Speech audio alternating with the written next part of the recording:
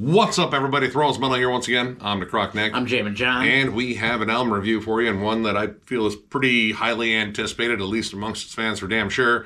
And that counts us too. We are going to go over the latest offering from Killswitch Engage, This Consequence. This comes out on the 21st of February on Metal Blade Records. This band formed in 1999 in Massachusetts. This is their 9th album overall. I actually went over their last one, Atonement, as a solo review. And, I mean, I've been a fan of this band since their amazing second album, Alive or Just Breathing. Yeah. I think that is an absolute staple in terms of melodic metalcore. Like, that's one that you absolutely need to listen to, among others, but that's like kind of the big one. And once again, we're going over some mid-2000s metalcore, or at least a band that had like its original heyday in the mid-2000s. And I don't know, what is it with this year? There's like the kind of a renaissance for it. We got a Shadows Fall album on the horizon. Right. I don't know. I feel like ever since Unearth came back out and said, all right, we're putting out another album, it kind of rebirthed everybody, and they were like, fuck it, we're going to do it too. And yeah, we got a Killswitch album. We're getting a Shadows Fall album. What did we just do? All It Remains. All It Remains. Yeah. Darkest Hour. So, I mean, there you go. Yeah, I've been a fan of this band since Alive or Just Breathing. I got shown that record years ago, back when you could buy albums on Roadrunner Records and still, think that they were worth a damn. And yeah, I listened to it and fell in love with it. In fact, it's going on in the background right now. You probably can't hear it, but that's what's happening. Yeah, and I just really never stopped being a fan, albeit I'll admit I fell out for a little bit. I think after As Daylight Dies, I kind of took a break for a little while and then showed back up with the self-titled and then was like, all right, and Atonement, and I was like, all right. But I wanted to go over this because I've been a long-time fan. Yeah, and I mean, admittedly, the singles that came out, they sounded very Killswitch-ish. This band has a sound, and it's one of those bands where I don't expect them to change that much. It's like Cannibal Corpse or like Immolation. Right. They have a particular sound, and I can settle like slight deviations from it, but the core sound has to remain intact.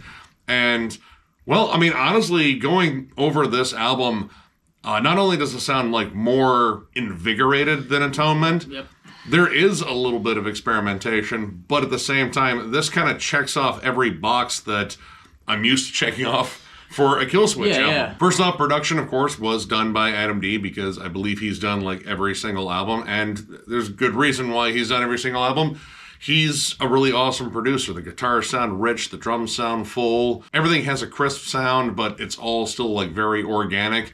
Jesse Leach, once again, killer vocalist. He's got great growls, he's got great roars, and desperate bellows, and of course, he knows how to deliver a catchy chorus like pretty much anyone in the business of melodic metalcore. In fact, I would go as far as to say he's one of the best. Now, don't get me wrong. I miss Howard. I love Howard, I think too. we both miss Howard. Howard was a great vocalist, but when I started with Killswitch, it was Jesse Leach. And I remember when Howard came, and I was like, yeah, it's no Jesse Leach. And then Howard left, and we got Jesse back, and they're both great vocalists in their own right. I just want to state I miss Howard. There you have it. Yeah, they both know how to deliver catchy choruses. They both know how to harmonize really well with Adam D. And the backbone of this band's sound has always been just solid riffing, but melody. And it's almost always like, very rooted in that kind of at the gates, in flames sort of sound.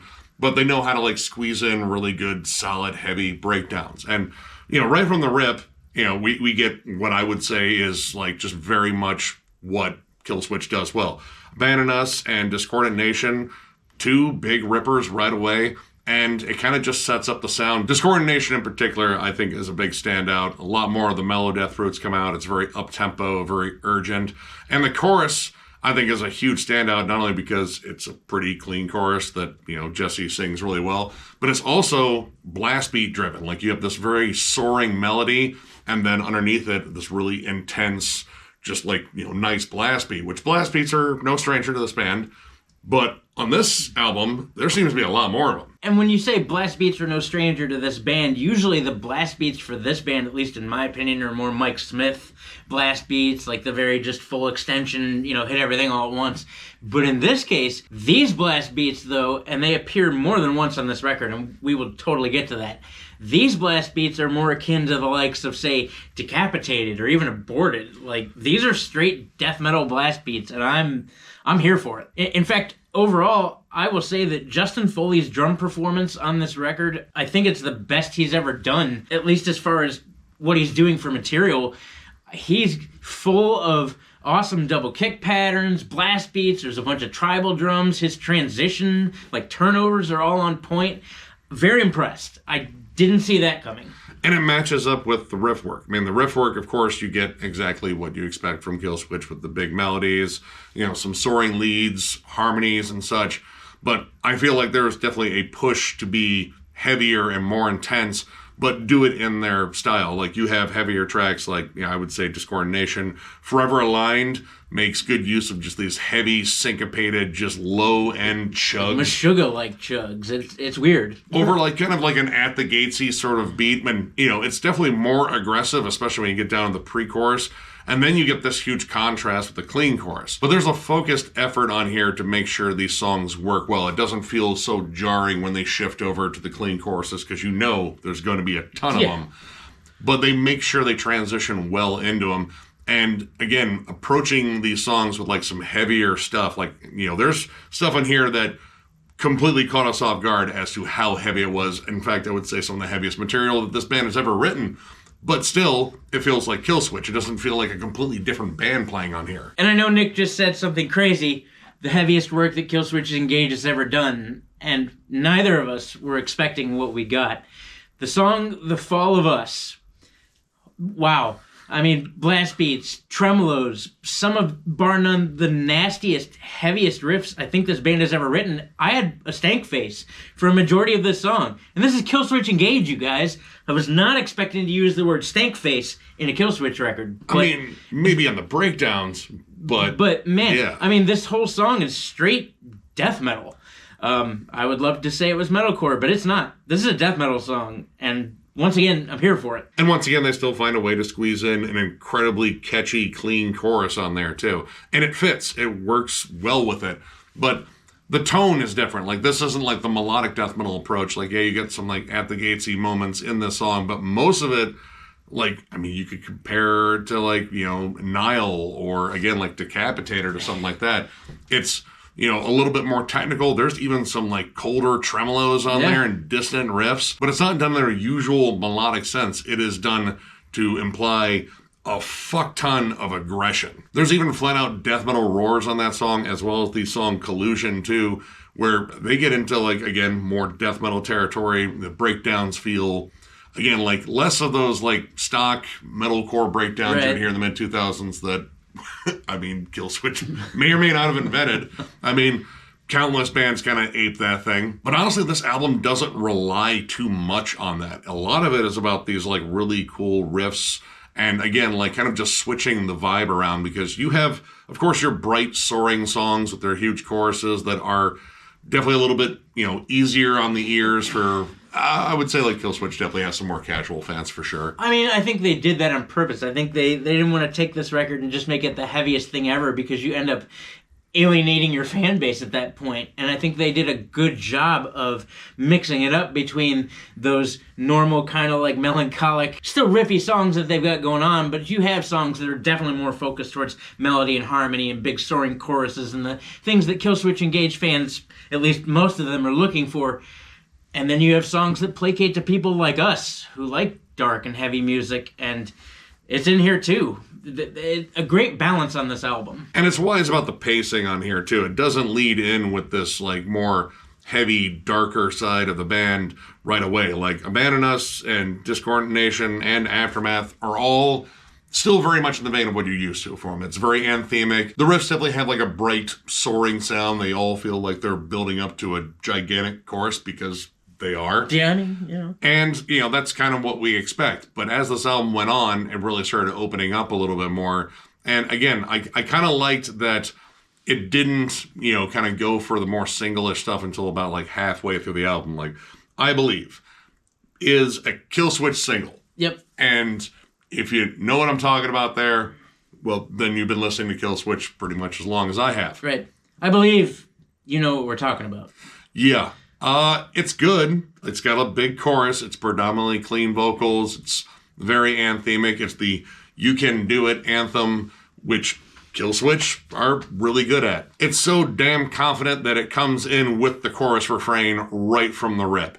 That's how much it knows it's going to sell you on this chorus. I believe they did that on purpose. But that song is honestly like the biggest transition point because everything after that, this is like the heaviest section of the album. And honestly, like this is where the riffs just go off like right away. God. Where it dies. The nasty riff and groove that opens that up, that is something I look for in like a thrash breakdown. Like honestly, that riff I would expect more from a band like The Haunted rather than Killswitch Engage. And it's not overly melodic. Like it's got a little bit of like, I don't know, like kind of aggression. It sounds a little mean. And that meanness really continues to Collusion. The riffs in there are nasty. They've got this really neat off-time stomp groove. And then when they get into the verse, the double kick that's underneath those machine gun riffs. Yeah, machine gun riffs, double kick, yeah.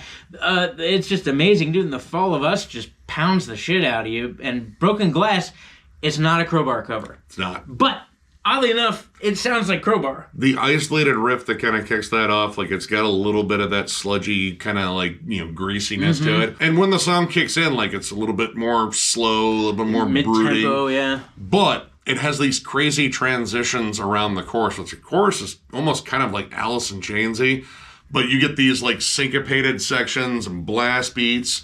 It's deceptively heavy, and again, they found another way to like squeeze in more blast beats in here, which I really wasn't expecting like a ton of them. Like, yeah, every now and then they show up, but there's a lot of blast beats on here, and the riffs they play over them are not necessarily like the most melodic riffs. They are heavy. Yeah, in the end of Broken Glass, there's straight up dark, low-end tremolos, which I wasn't expecting either.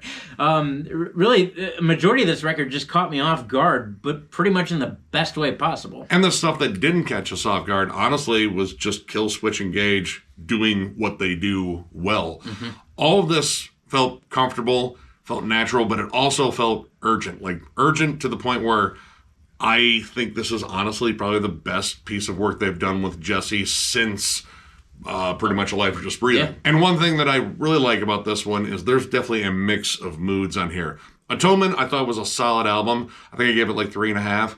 But this one mixes it up a little bit. Atonement, I felt like there was just too much positivity. I know, that's a weird complaint for a band that likes to sing You Can Do It anthems, and they're really good at it. But I feel like there was too much of the album. I need a mix of moods on here. There's a lot of anger. There's a lot of like despondency on here too. It's all mixed up. And I think that makes it a more engaging listen. Now, not to knock Adam D as a producer. I enjoy what he does. I've enjoyed pretty much every record he's ever touched as far as producer is concerned. I'm not knocking the man at all. I will say there were times on this record, and it's really towards the beginning of the record, where Jesse sings and he sounds a little bit strained at times. And I don't know if that's for the mix or not. And I will say too that the vocals sit a little bit farther back than they usually do.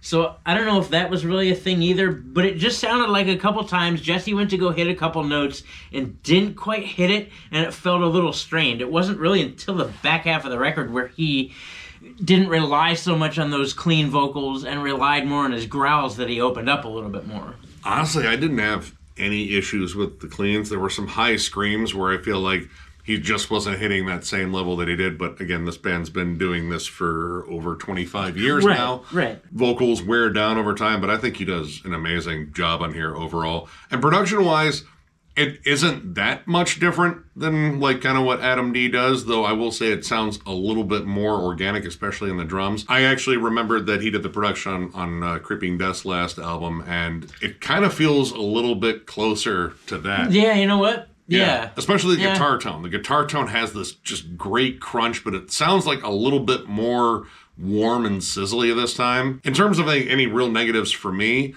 I mean, a couple of tracks didn't hit as hard. Admittedly, Aftermath, while I like the riffs on it, it has a lot of like good, clean, melodic parts on it. I don't know, there's just something about it that it didn't gel necessarily as well, or it just was kind of weaker in comparison to other tracks. And I believe, while it is anthemic and rousing and it will make you get out of bed in the morning when you don't want to, I guess, that one was kind of just like the stock single on there. Again, not bad, but honestly, the material that I loved on here was the stuff that just went for the throat with the riffs. Man, I'm pretty much in the same ballpark. You know, when this record started, it was Killswitch. It was immediately Killswitch Engage, and I was like, here's a Killswitch record. Yeah, but the back half of the record, everything after I Believe, all of it, everything after that is just mwah. And once again, in ways I wasn't expecting. So overall, I'm going to give this 4 stars. Believe it or not, I'm actually really impressed by this album. I mean, once again, I've always been a fan of this band. I've liked them since pretty much the beginning. I've seen them in concert, I don't know how many times. Probably, I don't know, 7 or 8. So sounds about right. Yeah, so, you know, I'm no stranger to this band, and I'm going to give every record a day in court, but this got me, dude. The riffs on here are killer. Once again, Justin Foley upped his game. Just listen to this record. Just trust me. I haven't heard this man play like this. It sounds like he's auditioning for another band and not Killswitch. But nonetheless, it's really good, dude. The transitions are killer. The riffs are gross. The heaviest song that they've ever written is on this record. It's a bold statement, but I'm going to say it. I'm sure this guy's going to agree. The heaviest song they ever wrote is on this record. But yeah, they made an album that I think placates to both of their fan bases. They've got the old Killswitch heads that are going to love certain parts of this record.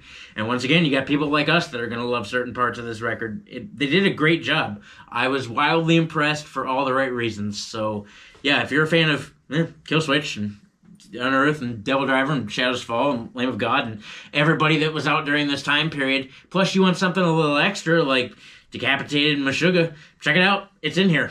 I am also going to go with a 4. I initially went into this one thinking like, all right, Killswitch is going to deliver a Killswitch album, and that's not a bad thing. I have all of their stuff, and I enjoy this band overall. They just have, you know, great songwriting chops. They know how to make songs anthemic and heavy. But this one, like, you can just feel that they tried like some different stuff, and they wanted to make a heavier, more urgent, explosive album. And they didn't want to lead you on with, you know, the fact that this was going to be that until you got to a certain point on here. These songs actually gripped me a lot. Mm-hmm. And again, I liked Atonement, but this one, I almost kind of recaptured the vibe of me like listening to Alive or Just Breathing for the first time, but also incorporating like some like legit death metal, like not mellow death, like some legit death metal in here.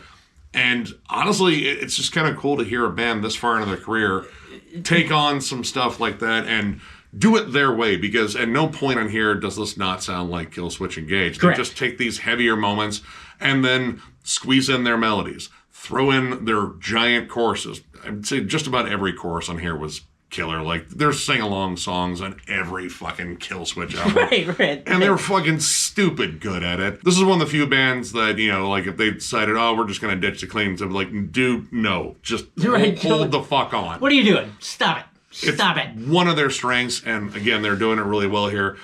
I don't know, like, this one just kind of jumps out at me. Like, a Killswitch Engage album hasn't jumped out at me like this in quite a bit. And yeah, this is an absolute ripper. Again, if you're a big fan of, you know, Shadows Fall, Unearth, All That Remains, back when they were good, and like a litany of like just mid-2000s melodic metalcore, like any of the bands that this band helped out along the way or did production for, like Parkway Drive and Architects and all that shit. Right. Any of those bands.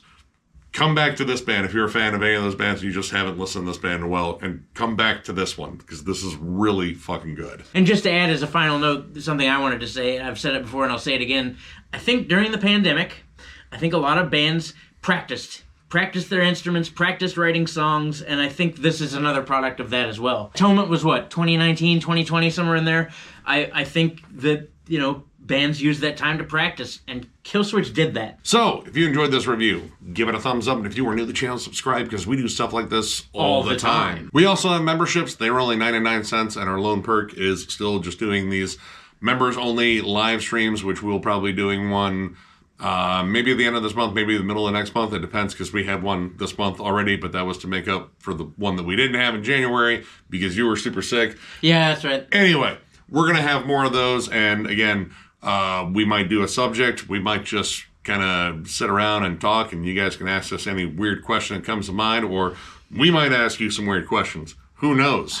Yeah, we're going to We're going to ask you some questions, so get ready. Memberships are the new way to support the channel, though. We also still have our store, thrallsmetal.com, with our hats and t-shirts. That is linked down below in the video description. And, of course, if you'd like to become a member, there is a join button somewhere down here. It's there. Push it. Or don't push it.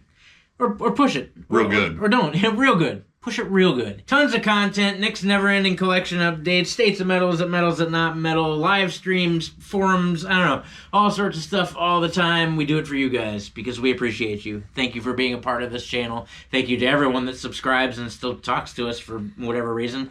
We appreciate you. We are thankful that you are here. We couldn't do this without you.